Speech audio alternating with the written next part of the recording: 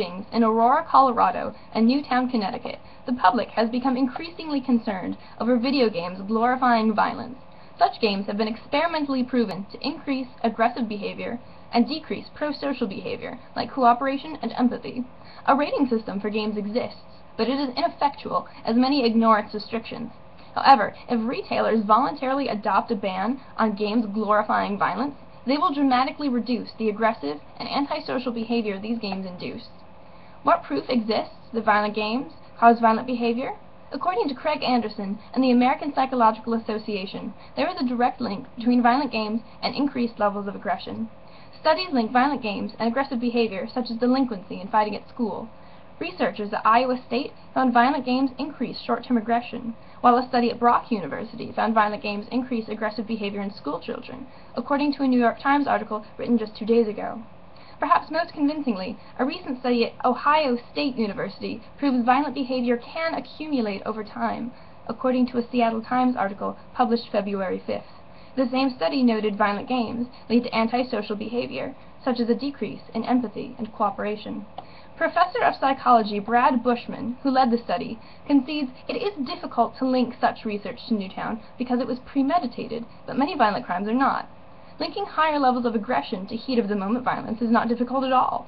Dr. Anderson also notes violent video game effect sizes are larger than the effect of secondhand smoke on lung cancer. Most states have instituted a ban on public smoking, so why is there no ban on video games?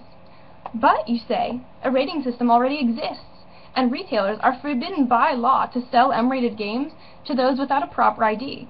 The fallacy in this system is twofold. The age limit is easy to skirt around with anyone who can buy the M-rated game for someone else, assuming the retailer enforces the ban, which many don't, and it doesn't address the issue of adult gamers being exposed to and participating in copious amounts of violence. Even fantasy and cartoon violence can trigger levels of aggression in adults, says Anderson. Violent games can instill aggressive behavior from a young age, but one does not cease being susceptible to triggers of aggression once one becomes 18. According to a BBC article from this July, even gaming and technology magazines were criticizing the level of violence as shocking.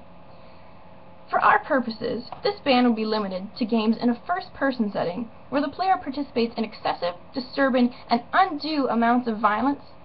These games allow the player a high level of interactivity with violence. So does this mean Mario Party would be banned? No. Does this mean Legend of Zelda would be banned? No. What games would be banned? Games like Dead Space Extraction, which features blood spurting out of victims' bodies, human carcasses littering the floor, blood-stained walls and floors, and copious screams of torture. Or Call of Duty 2, Modern Warfare 2, where players can play as terrorists.